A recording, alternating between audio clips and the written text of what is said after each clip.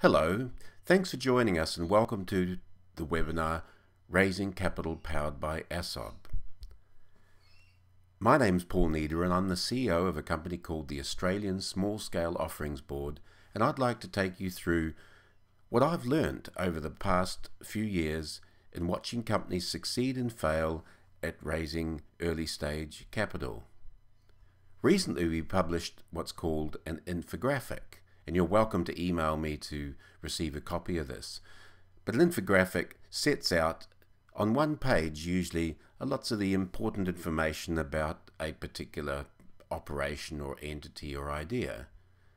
If we drill down, we can see that over the past 7 years, Australia's raised, the Small Scale Offerings Board raised $128 million, and that's come from around 176 different companies, which on average raised about $522,000 each.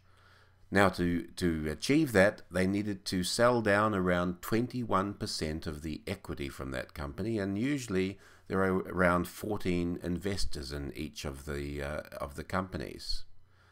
Raises have ranged from 55,000 up to 3.5 million, so there's a big range in terms of the size of capital raised. We did a check recently and 86% of the organizations that received capital are still operational, and there's a pretty fair balance between male and female when you consider in larger listed companies it's even smaller than that.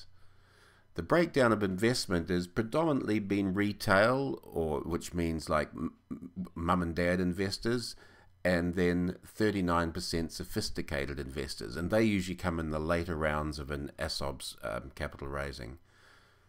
Normally, investors are located in the same state, sometimes they're in other states, and nearly 10% are from overseas.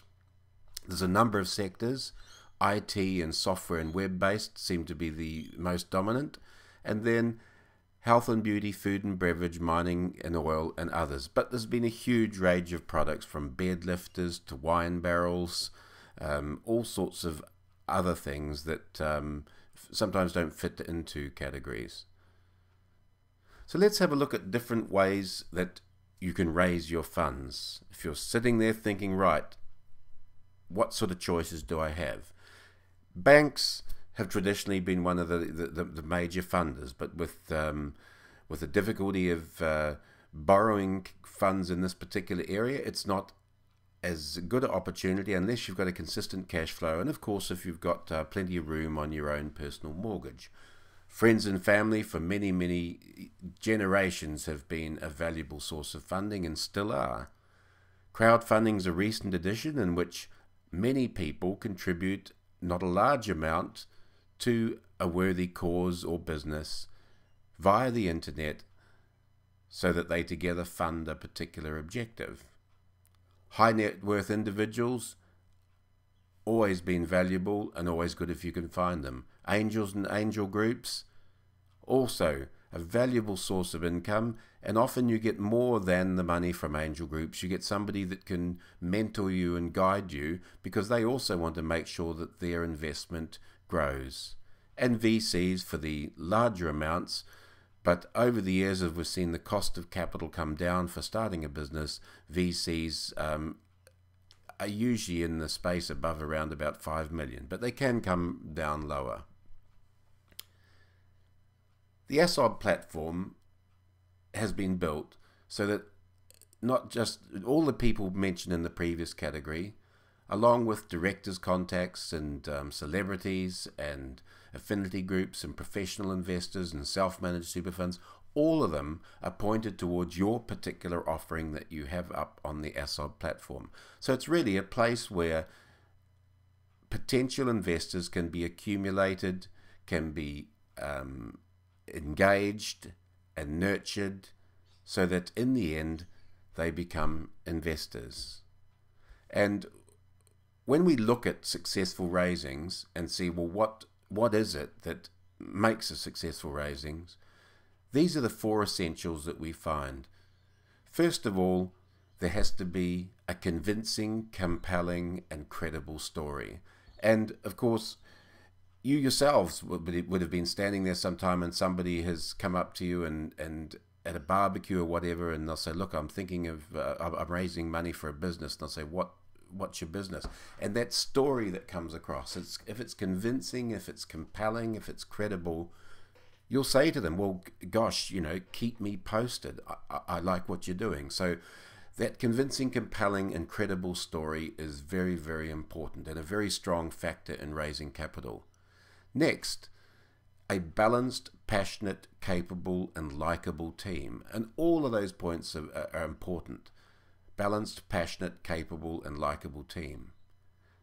And then, around your particular idea or company, there have to be lots of suitable people to share the story and engage. And so, there is no successful capital raising if there's not people that are engaged and active and passionate about what you're doing, because that's what attracts other people and what's attracts investors. And of course, the fourth is somehow you've got to have some method to accumulate the story, the team, and the followers in one particular place so you can compliantly tell that story to the world. And of course, that's something that the ASSOB platform does.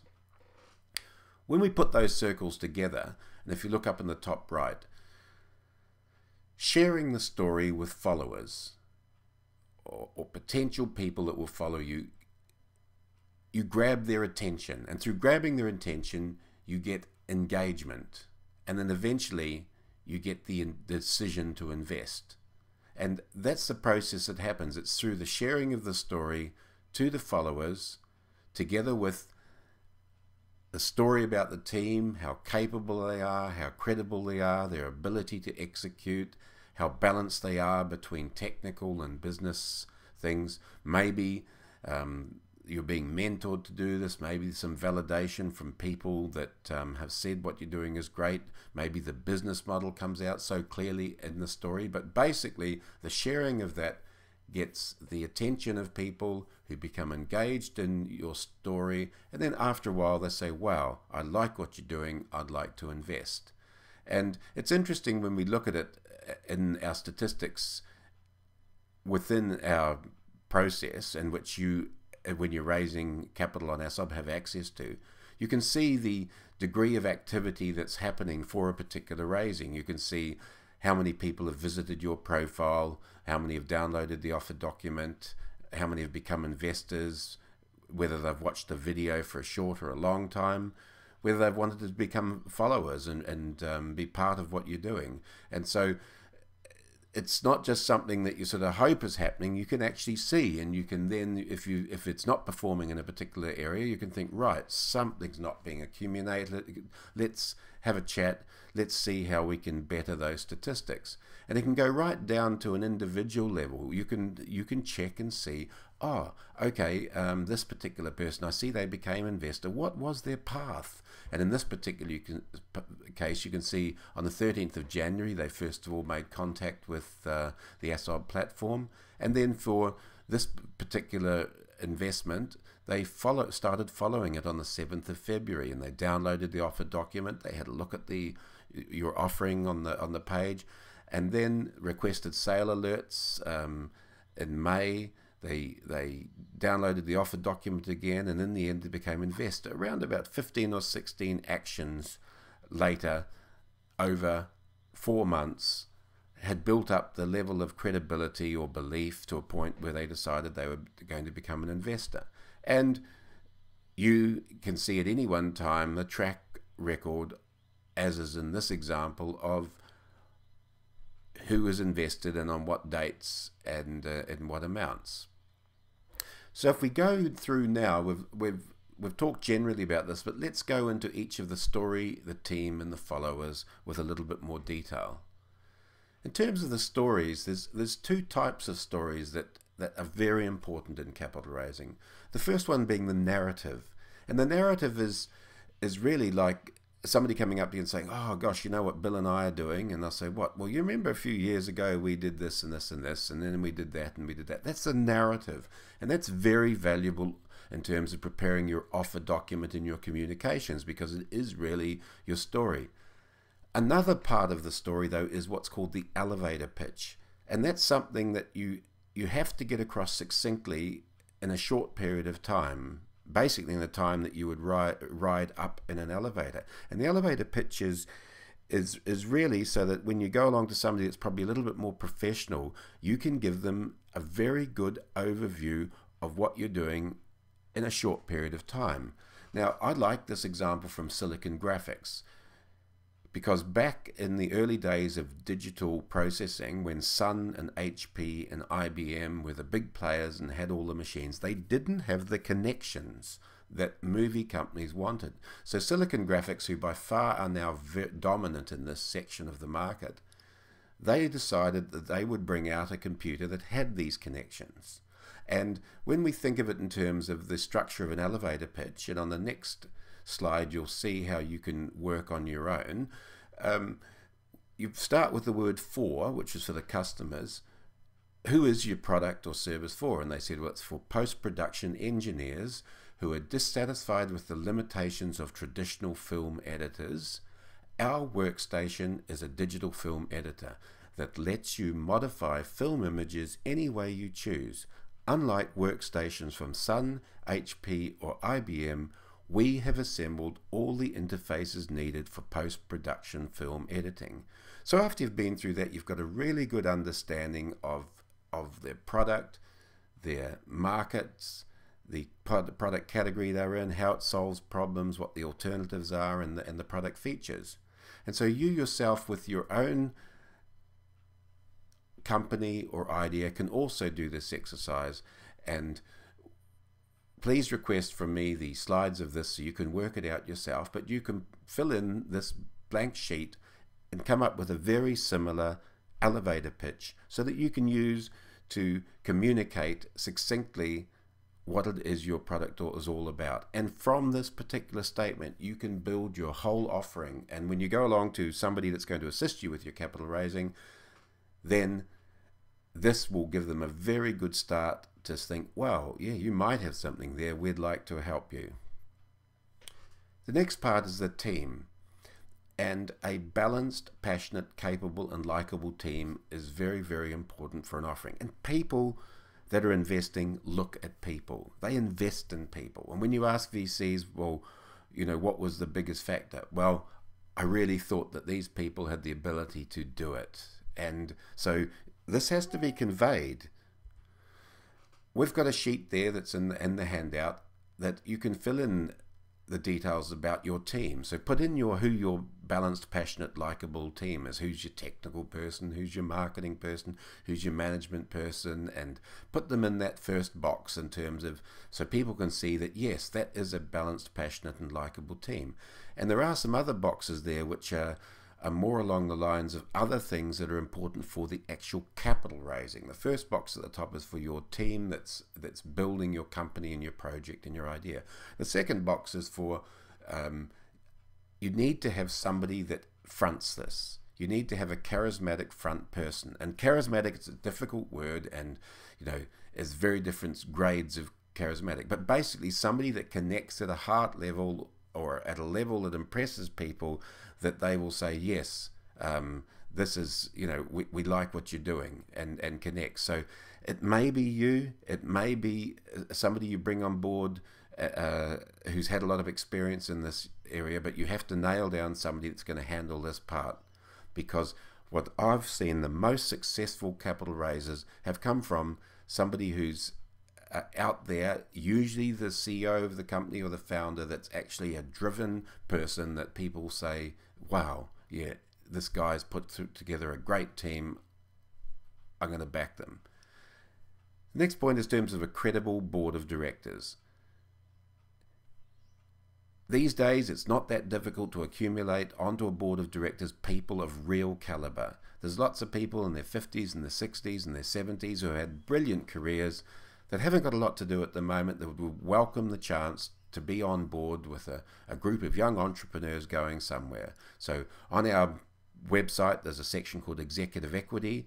There's already a big list of people there that are willing to be directors in exchange for a small shareholding in your business. And this is something you'd work out with them themselves. Also, PR and social media are very important. You need to have somebody that can manage this communications aspect of it. Somebody that's going to be the campaign leader in assisting you in raising the capital.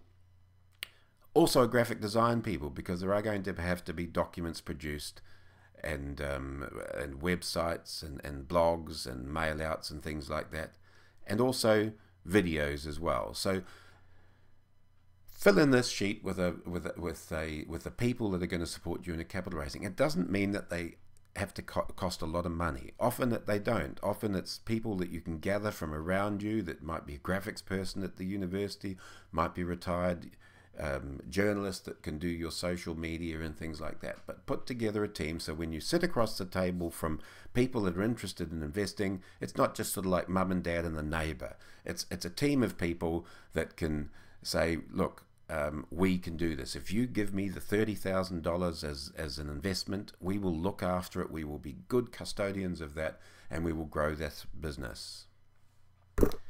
In order to do that, credibility is a very important factor. And to support the story, your story of what you tell, if you say you were the best thing since sliced bread and everything like that, and the team, you need to have credibility to back that up. And for the story, usually it's milestones achieved, and you mightn't think you haven't achieved any, but some of them are just simple things like when the idea came about, when the first prototype was built, when the first sale was made, when the first profitable sale was made, when the first out-of-state sale was made, when the first international sale was made, when the first sale was made profitably, when you received awards, things like that. People like to see a context around the process of your development so that they can say, well, this person seems to reach milestones and move ahead. I'm sure in the future they'll reach the milestones that they're promising. Next, passionate customers. Presenting a testimonial or a video or the meeting a passionate customer is very, very important, as well as industry experts' endorsements. Who else says you've got a great idea? Often, for credibility, you need to make sure your IP is secure. Some things are very easily stolen, and so patents and IP with trademarks and things like that are very important to have locked down.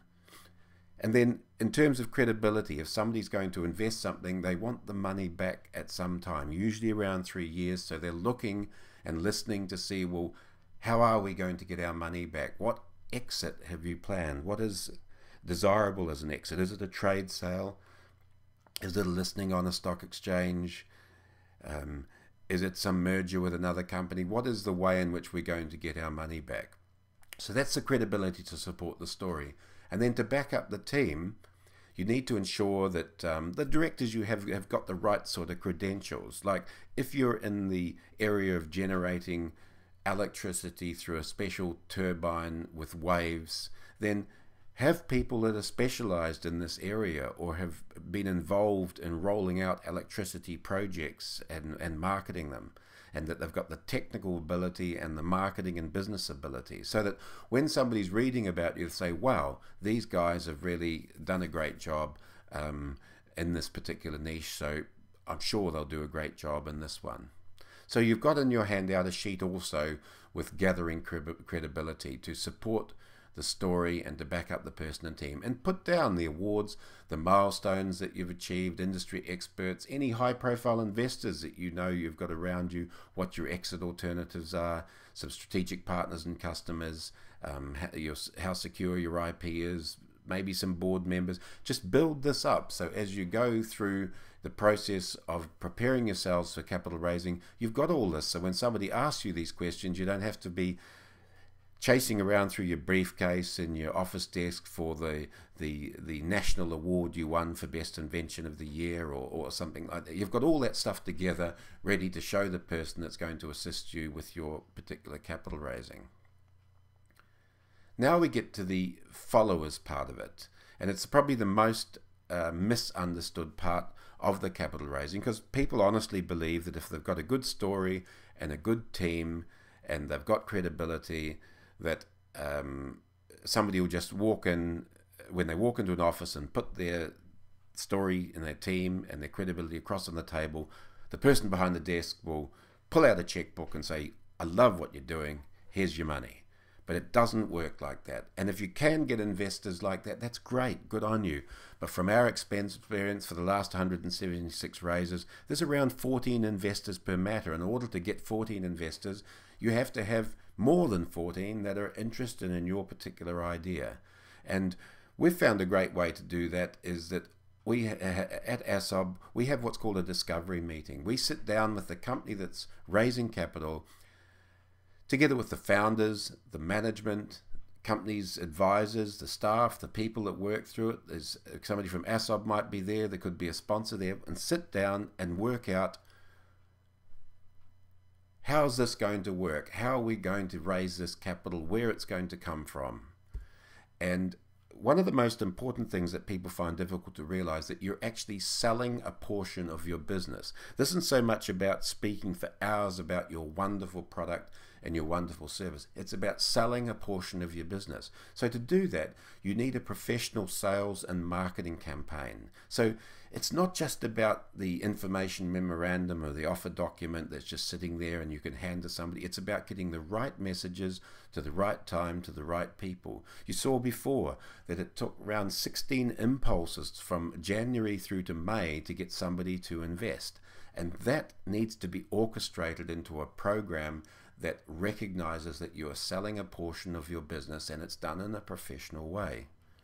Now, the way we've found the best to do it on our particular platform and for the 176 companies that have raised money is to point all of those people that are interested, whether or not they're angel investors or VCs or professional investors or friends, fans, family, followers, towards your page on the ASSOB platform.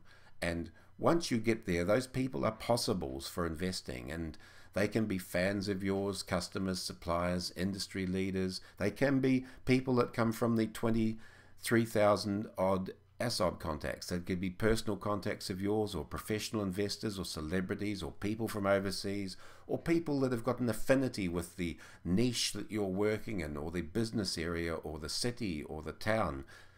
All those possible people, once they get onto the platform, they become your followers. They are following just you and your matter. And from that, if you have a couple of hundred followers, then generally we find you'll get around 10 investors from those couple of hundred people. And it's a gradual process. In the beginning, you're standing there as the lone entrepreneur with no investment. Then after a while, you'll get a first follower. You'll get somebody that will come along and say, wow, I like what you're doing. I support it. Here's my check. I want to belong in your process. Then you get the second follower. And after a while, you'll get your first round, which is usually on an ASSOB raising around $200,000 to $300,000. And then you'll get more investors and you'll get your second round. So you've got 400,000 or 500,000. And then once you get into your third round, that's when you get the more professional and sophisticated investors, because they see that this is something to be followed, to be part of, to invest in, because things seem to be happening here. People often say, well, does it work? Well, at any time you can log on to the primary board at ASSOB and check through the different listings, and you can see one that perhaps is like your business, and read their offer document and their news releases and their information, and check how much they've raised and see if you also think they've got a good story and a good team and followers, so that you can then check with them check with that to see, right, okay, well, maybe I would do well. But it's a very transparent process, and everything can be seen there on the actual primary board. And of course, once you get raising, you've got the access to statistics. So once you've got the people on the platform, the next thing is that they come from all different walks of life. And what we've noticed, some people invest early and some invest late, which means basically some people need more convincing. And so to do that, you have to engage the people in the actual capital raise.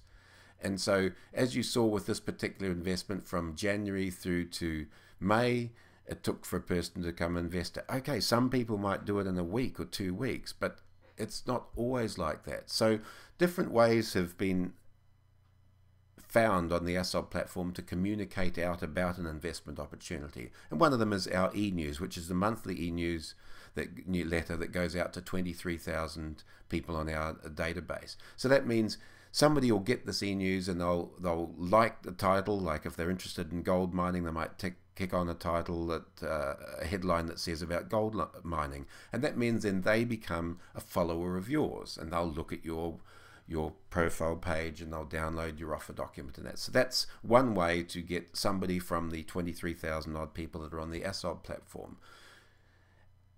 Some companies are better than others. If we take a recent raising of ours of Conduit, which is just closed its prospectus round, it raised 967,000 on the ASSOB platform and then went on and did a further raising with prospectus.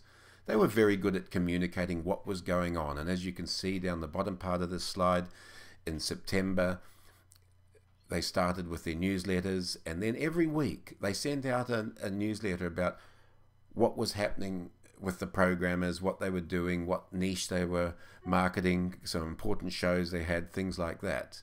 And the newsletter featured the guys mostly and what they were doing, so people had a personal contact with them. Other ways is with a video, that a ASSOB TV hosts all the videos of the companies that are listed on the ASSOB platform.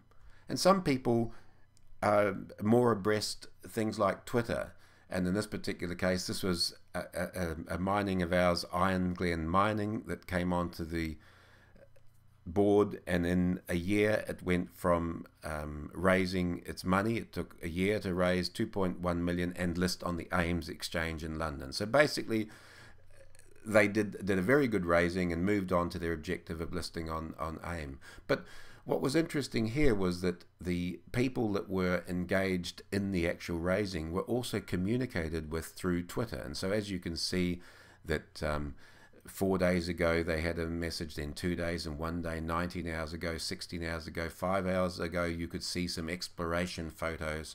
So they got people involved in the actual process as they were moving through the development phase of their project, which was very successful.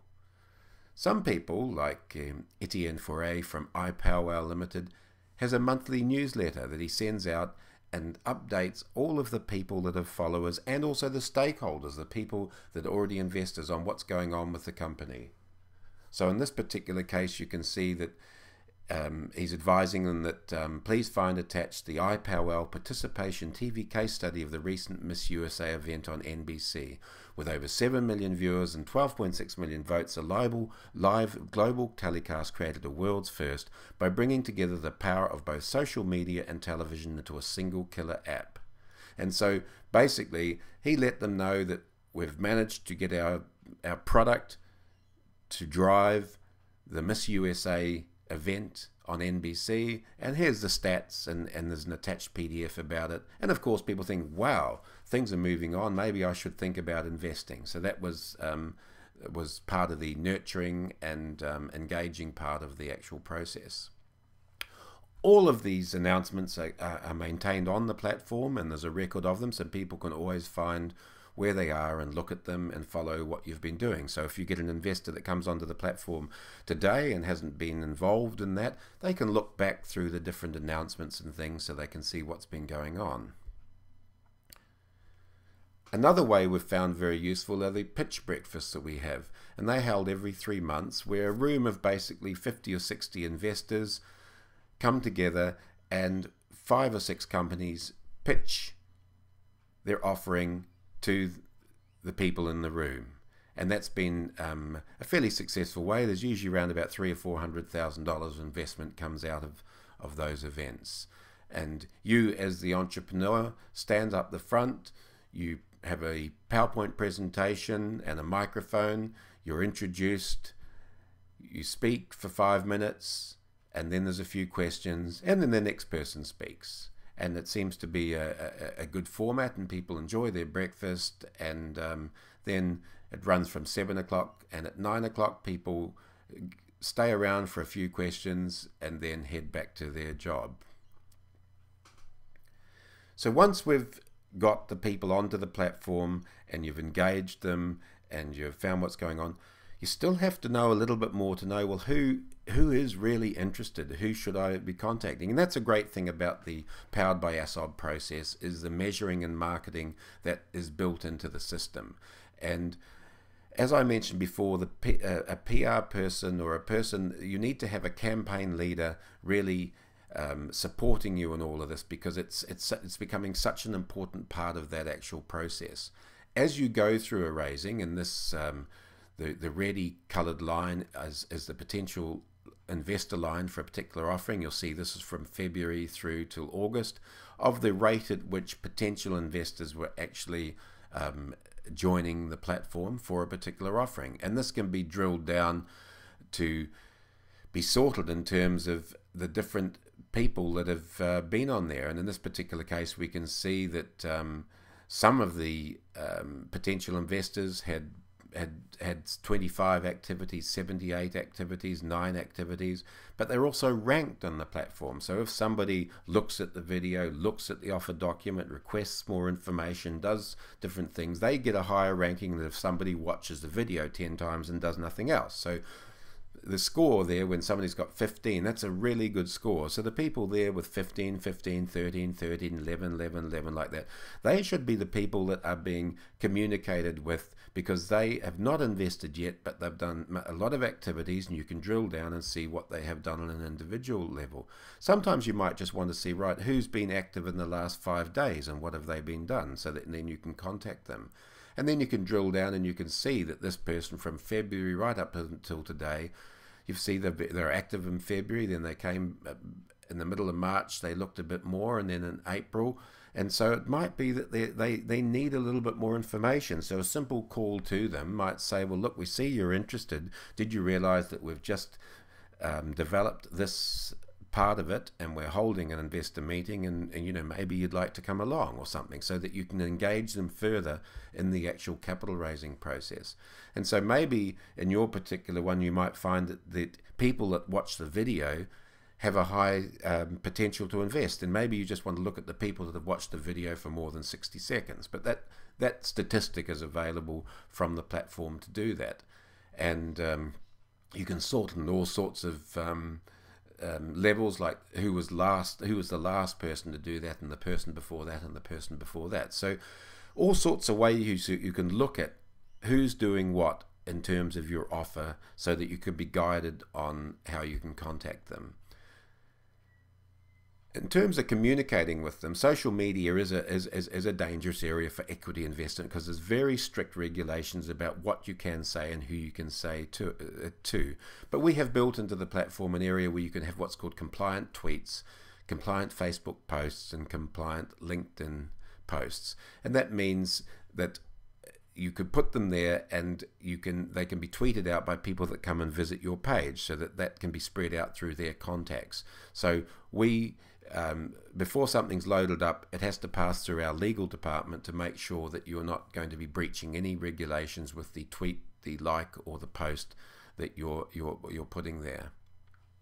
In terms of capital raising, there's a huge range of companies that have done it. There's companies like Microskin with spray-on skin, Cocoon Data with encryption software, Flex Tank, which is wine barrels, Stamina Lift with bed lifting equipment, Billy Goat Soap is soap for to assist people with allergies, KTIG is a welding technology that welds pipes 10 times faster, Self Wealth is a very innovative superannuation, self-managed superannuation portal where you can do everything to do with your self-managed fund. Aware produce products like Orange Power and biodegradable and Planet Ark endorsed laundry detergents. Opmantec produces modules for open source software, and I see their raise is I think it's just gone up over 600,000, so that figure's low.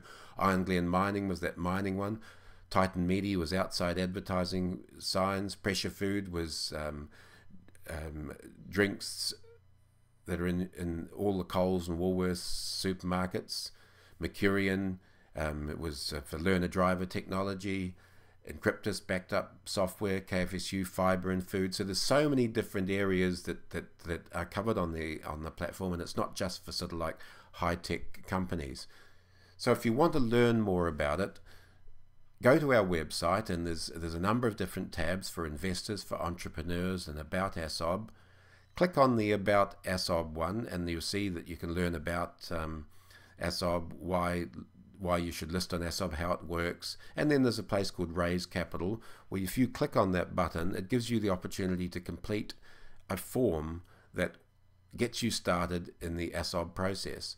And once you do that, we'll send you a simple 8-question form that you complete, and which will help you get going. And we send you back actually something that will tell you what your company is going to look like after you've raised the capital. It doesn't cost you anything. It's extremely valuable whether or not you raise money on ASSOB or not. And the things that are in there after you've completed it, the form, and sent it in, is like the name of the existing business, and you can put whatever name you like. It's just for to communicate what it is.